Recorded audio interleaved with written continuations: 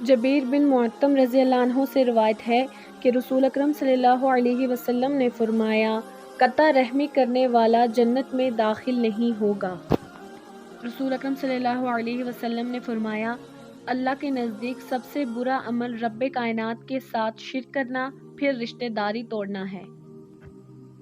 سیدنا ابو بکر رضی اللہ عنہ کی روایت ہے کہ رسول اکرم صلی اللہ علیہ وسلم نے فرمایا،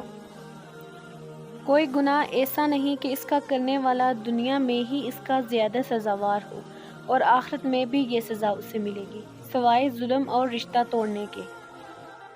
سیدنا ابو ہریرہ رضی اللہ عنہ کہتے ہیں کہ میں نے نبی اکرم صلی اللہ علیہ وسلم کو فرماتے ہوئے سنا، اولاد آدم کے اعمال جمعرات کی شام اور جمعے کو اللہ تعالیٰ کو پیش کیے جاتے ہیں، تو اللہ تعالیٰ رشتہ توڑنے والے شخص کا کوئی عمل قبول نہیں کرتا۔ آپ صلی اللہ علیہ وسلم نے فرمایا، کسی آدمی کے لیے حلال نہیں ہے کہ وہ اپنے بھائی کو 3 راتوں سے زیادہ ناراضگی کی وجہ سے چھوڑے رکھے۔ وہ دونوں ملتے ہیں تو یہ بھی منہ موڑ لیتا ہے اور وہ بھی رخ پھیر لیتا ہے، اور ان دونوں میں سے بہتر وہ ہے جو سلام کرنے میں پہل کرے۔